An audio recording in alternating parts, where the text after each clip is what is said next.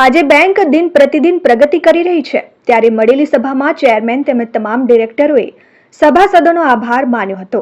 પ્રગતિના પંથે આગળ વધતી સંસ્થા દ્વારા 750ની કૂપન સભાસદોને આપવા માટે નક્કી કરવામાં આવ્યો છે। સાથે જ બેંકમાંથી મોટી રકમનું ધિરાણ લઈ સમયસર ચૂકવી દેનારા તમામ સભાસદોનું સન્માન કરી તેઓનો પણ મંચ પરથી આભાર વ્યક્ત કરવામાં આવ્યો।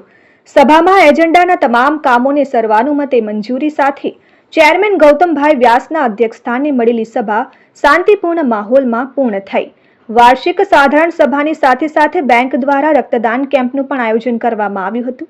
સરદાર હોસ્પિટલના બ્લડ બેંકના સહયોગ સાથે યોજવામાં આવેલા રક્તદાન કેમ્પમાં સભાસદોએ રક્તદાન કરી માનવતાનું એક ઉત્તમ ઉદાહરણ પૂરું પાડ્યું હતું।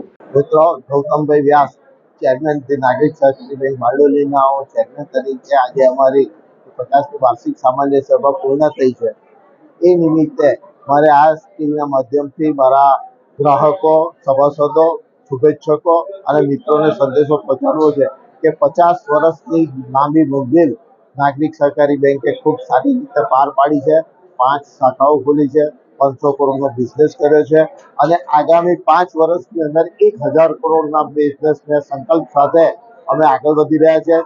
આ નિમિત્તે 50 વર્ષ દરમિયાન અમારી બેંકને સેવા આપનાર માનનીય શ્રી ભગવતીભાઈ, માનનીય શ્રી છોટુભાઈ, જગુ અંકલ તથા અમારા હીરાભાઈ દયાભાઈ પટેલ, બાબુભાઈ મંગુભાઈ પટેલ, નગીનભાઈ ચૌહાણ જેવા બધા કર્મઠ માણસો અમારી વચ્ચે આજે નથી, એ બધાના સહયાગને હું યાદ કરું છું અને જે સભાસદોએ આ નાગરિક સહકારી બેંકના વિકાસની અંદર સહયોગ આપ્યો છે તે તમામ પ્રત્યે હું આભારની લાગણી વ્યક્ત કરું છું અને ભવિષ્યમાં આવી જ રીતે સહકાર મળતો રહે અને આપણે સહકારીના માધ્યમથી સરકાર સે સમૃદ્ધિ की ओर बढ़ना है એવું જે પ્રધાનમંત્રીશ્રીનું કલ્પના છે એને ચરિતાર્થ કરવાની અંદર તમારા બધાનો સહકાર મળી રહે એવી અપેક્ષા રાખું છું। આગામી વર્ષોની અંદર અમે સાંસ્કૃતિક કાર્યક્રમો દ્વારા અને CSR પ્રવૃત્તિ દ્વારા લોકોને આર્થિક સહયોગ અને સામાજિક વિકાસની પ્રવૃત્તિઓ પણ કરી જઈ રહ્યા છે, જે આપણે માટે આનંદ અને ગૌરવની લાગણી છે અને આ નાગરિક સહકારી બેંક વધુને વધુ લોકોની સેવા કરે અને પરમાત્માનો આશીર્વાદ રહે એવી અપેક્ષા। Hitesh Parikh, RN news, Bardoli.